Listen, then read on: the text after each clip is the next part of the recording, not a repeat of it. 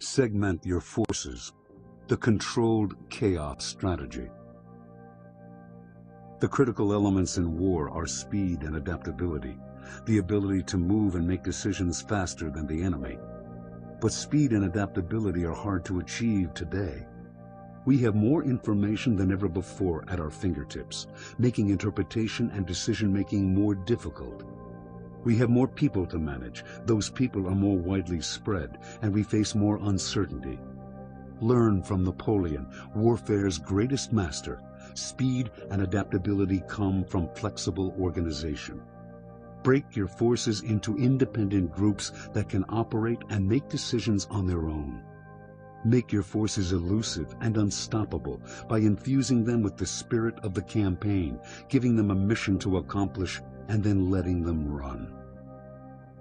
Calculated disorder. In 1800, by defeating Austria in the Battle of Marengo, Napoleon gained control of northern Italy and forced the Austrians to sign a treaty recognizing French territorial gains there and in Belgium. For the next 5 years, an uneasy peace held sway. But Napoleon crowned himself Emperor of France, and many in Europe began to suspect that this Corsican upstart had limitless ambitions.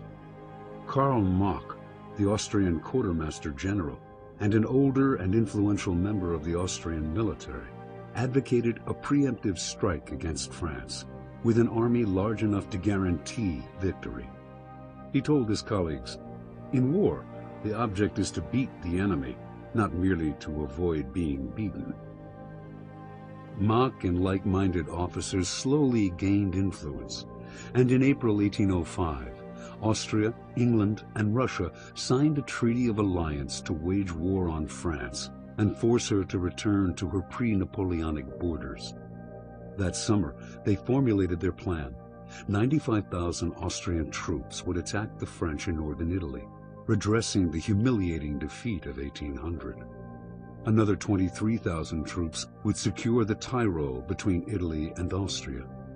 Marx would then lead a force of 70,000 men west along the Danube into Bavaria, preventing this strategically located country from allying itself with France.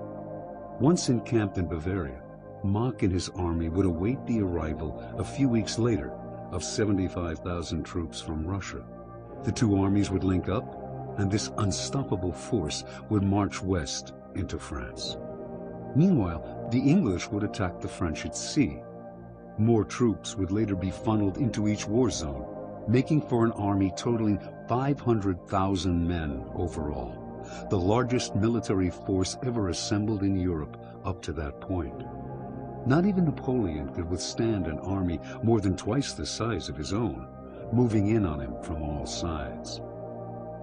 In the middle of September, Marx began his phase of the campaign by advancing along the Danube to Ulm, in the heart of Bavaria. Having established his camp there, he felt hugely satisfied. Marx loathed disorder and uncertainty. He tried to think of everything in advance, to come up with a clear plan and make sure everyone stuck to it. Clockwork warfare, he called it. He thought his plan was perfect. Nothing could go wrong. Napoleon was doomed. Marx had once been captured and forced to spend 3 years in France, where he had studied Napoleon's style of war. A key Napoleonic strategy was to make the enemy divide his forces, but now the trick was reversed. With trouble in Italy, Napoleon could not afford to send more than 70,000 French troops across the Rhine into Germany and Bavaria. The moment he crossed the Rhine, the Austrians would know his intentions and would act to slow his march. His army would need at least 2 months to reach Ulm and the Danube. By then, the Austrians would already have linked up with the Russians and swept through the Alsace and France. The strategy was as close to foolproof as any Marx had ever known. For Marx, the Russians could not arrive in Ulm too soon. Near the end of September, however, Marx began to sense something wrong. To the west of Ulm lay the Black Forest, between his own position and the French border. Suddenly, scouts were telling him that a French army was passing through the forest in his direction. Mach was bewildered. It made the best sense for Napoleon to cross the Rhine into Germany farther to the north, where his passage east would be smoother and harder to stop.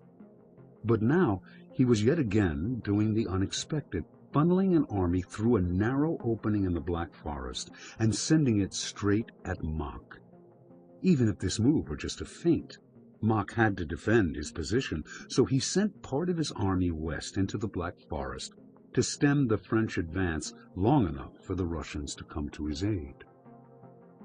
A few days later, Mach began to feel horribly confused. The French were proceeding through the Black Forest, and some of their cavalry had come quite far.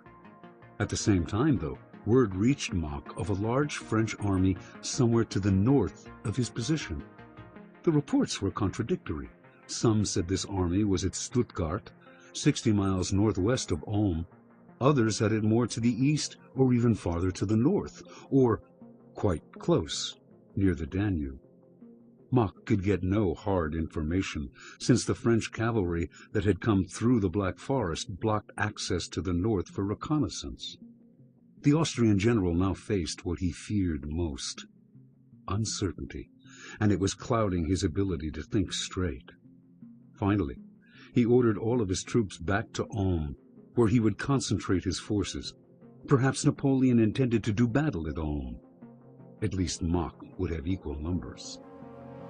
In early October, Austrian scouts were at last able to find out what was really going on, and it was a nightmare. A French army had crossed the Danube to the east of Ulm, blocking Mach's way back to Austria and cutting off the Russians. Another army lay to the south, blocking his route to Italy. How could 70,000 French soldiers appear in so many places at once, and move so fast? Gripped by panic, Mach sent probes in every direction. On October 11th, his men discovered a weak point. Only a small French force barred the way north and east. There he could push through and escape the French encirclement. He began to prepare for the march.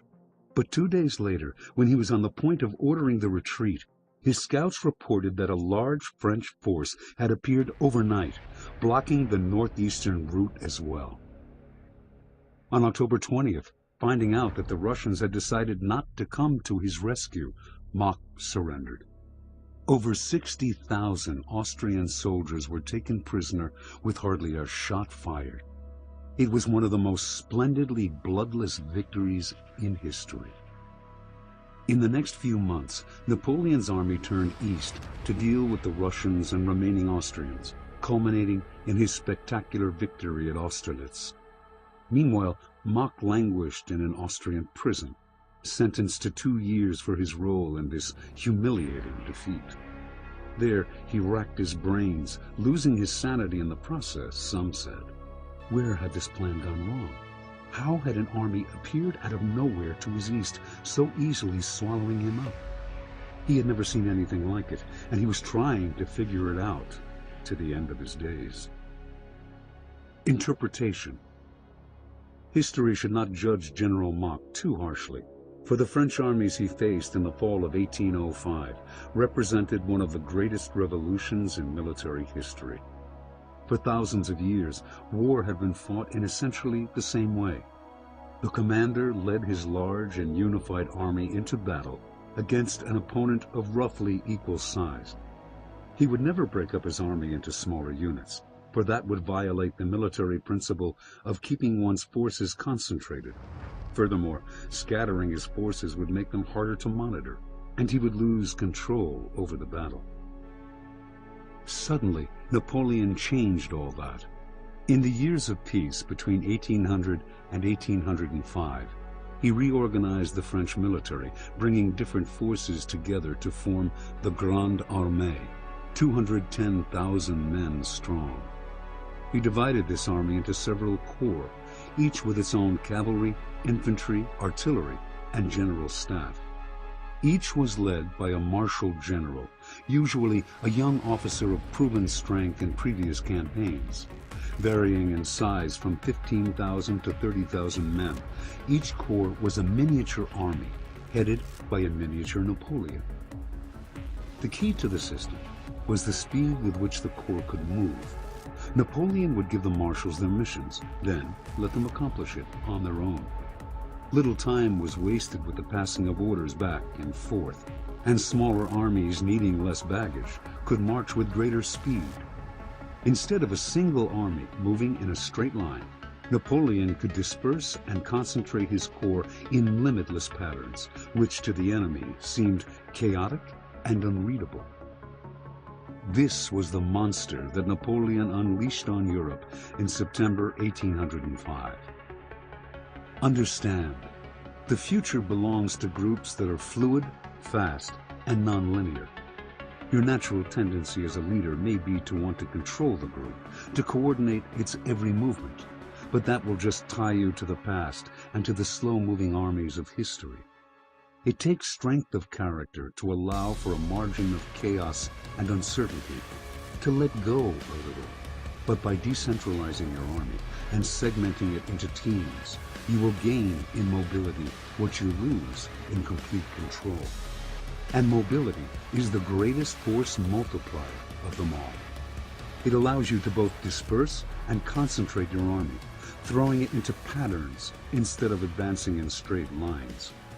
These patterns will confuse and paralyze your opponents. Give your different corps clear missions that fit your strategic goals, then let them accomplish them as they see fit. Smaller teams are faster, more creative, more adaptable. Their officers and soldiers are more engaged, more motivated. In the end, fluidity will bring you far more power and control than petty domination. Keys to warfare. The world is full of people looking for a secret formula for success and power. They do not want to think on their own, they just want a recipe to follow. They are attracted to the idea of strategy for that very reason. In their minds, strategy is a series of steps to be followed toward a goal. They want these steps spelled out for them by an expert or a guru. Believing in the power of imitation, they want to know exactly what some great person has done before. Their maneuvers in life are as mechanical as their thinking. To separate yourself from such a crowd, you need to get rid of a common misconception. The essence of strategy is not to carry out a brilliant plan that proceeds in steps. It is to put yourself in situations where you have more options than the enemy does. Instead of grasping at option A as the single right answer, true strategy is positioning yourself to be able to do A, B, or C, depending on the circumstances. That is strategic depth of thinking, as opposed to formulaic thinking. Sun Tzu expressed this idea differently. What you aim for in strategy, he said, is shi, a position of potential force. The position of a boulder perched precariously on a hilltop, say, or of a bowstring stretched taut. A tap on the boulder, the release of the bowstring, and potential force is violently unleashed. The boulder or arrow can go in any direction. It is geared to the actions of the enemy. What matters is not following preordained steps, but placing yourself in shi and giving yourself options. Napoleon had always aimed at his version of shi, and he perfected it in the 1805 campaign. Obsessed with structure and organization, he developed the corps system, building flexibility into the very skeleton of his army. The lesson is simple. A rigid, centralized organization locks you into linear strategies. A fluid, segmented army gives you options, endless possibilities for reaching shi. Structure is strategy, perhaps the most important strategic choice you will make. Should you inherit a group, analyze its structure and alter it to suit your purposes. Pour your creative energy into its organization, making fluidity your goal. Finally, you need to structure your group according to your soldiers' strengths and weaknesses, to their social circumstances. To do that, you must be attuned to the human side of your troops. You must understand them and the spirit of the times, inside and out. During the American Civil War, The Union generals struggled with the ragtag nature of their army. Unlike the disciplined, well-trained troops of the Confederacy, many Northern soldiers had been forcibly conscripted at the last minute. They were pioneers, rugged frontiersmen, and they were fiercely independent. Some generals tried desperately to instill discipline, and mostly they failed. Others just paid attention to map strategy, while their armies continued to perform badly. General William Tecumseh Sherman had a different solution. He changed his organization to suit the personalities of his men. He created a more democratic army, encouraged initiative in his officers, let them dress as they saw fit. He loosened outward discipline to foster morale and group spirit. Like frontiersmen generally, his soldiers were restless and nomadic. So he exploited their mobility and kept his army in perpetual motion, always marching faster than his enemies could. Of all the Union armies, Sherman's were the most feared and performed the best. Like Sherman, do not struggle with your soldiers' idiosyncrasies, but rather turn them into a virtue, a way to increase your potential force. Be creative with the group's structure, keeping your mind as fluid and adaptable as the army you lead. Reversal. Even if you run a looser organization, there may be times when you will have to tighten it and give your officers less freedom. Wise generals set nothing in stone, always retaining the ability to reorganize their army to fit the times and their changing needs.